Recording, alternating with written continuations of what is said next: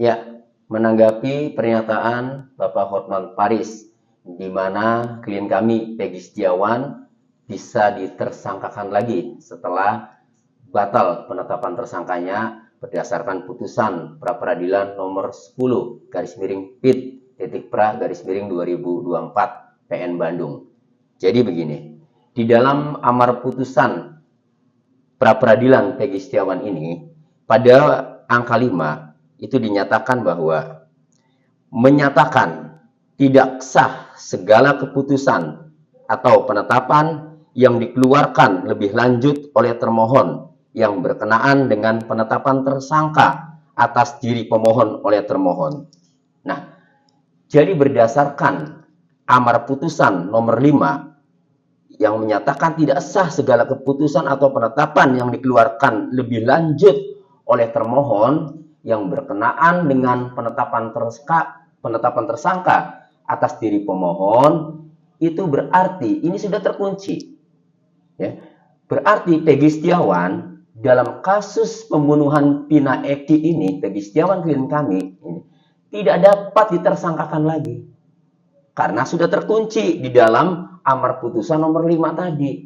Jadi segala keputusan atau penetapan lebih lanjut ya yang dilakukan oleh termohon ya dalam hal ini penyidik Polda Jawa Barat ini nanti dinyatakan tidak sah. Sudah terkunci. Itu.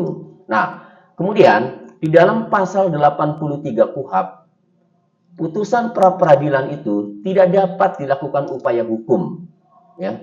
Sehingga putusan pra-peradilan atas nama Peggy Setiawan yang menyatakan penetapan tersangkanya itu batal demi hukum, kemudian tidak dapat ditersangkakan lagi berdasarkan amar putusan nomor 5 ya.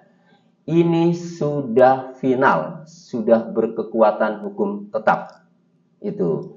Jadi, kalau ada pendapat-pendapat ya yang mengatakan bahwa Peggy Setiawan bisa mungkin ditersangkakan lagi karena kemarin yang diputus adalah persyaratan formil ya yang tidak ditempuh atau hanya baru formilnya saja belum masuk ke pokok perkara. Betul, memang pra-peradilan itu memeriksa terkait dengan formil bagaimana penetapan tersangka.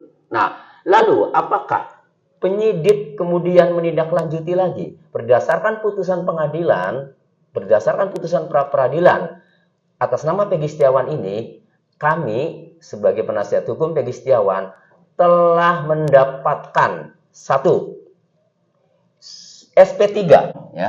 Jadi penyidikan terhadap pemohon itu dihentikan. Nah, kemudian yang kedua ya, ada surat pencabutan tersangka ya. Jadi surat pencabutan tersangka ini nah berarti selama ini tersangka yang disandang oleh Peggy Setiawan itu telah dicabut. Berarti Peggy Setiawan bukan tersangka lagi. Kemudian yang ketiga, kami juga mendapatkan surat perintah pengeluaran tahanan. Nah, jadi sebelum Peggy Setiawan waktu itu dibebaskan malam itu, nah, kami mendapatkan 3 surat itu. Surat penghentian penyidikan perkara, ya. Kemudian surat pengeluaran tahanan, yang ketiga adalah surat pencabutan tersangka. Nah, kemudian kami juga mendapatkan salinan bahwa penyidik ya, telah memberitahukan kepada Kejaksaan Tinggi Jawa Barat bahwa status tersangkanya telah dicabut, perkaranya untuk penyidikan tersangka Peggy Setiawan ini telah dihentikan.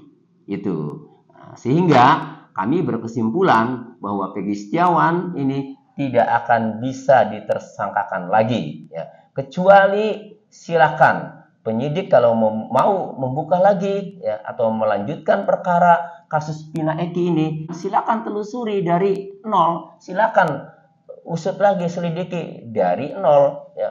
Karena banyak sekali kejanggalan-kejanggalan pada putusan Pengadilan Negeri Cirebon atas nama 8 terpidana itu, diantaranya adalah 6 handphone yang tertuang sebagai barang bukti dalam amar putusan atas nama 8 terpidana itu belum pernah dibuka. Isi percakapan, riwayat percakapan atau media sosialnya di 8 handphone itu tidak pernah dibuka. Kemudian ada lagi CCTV.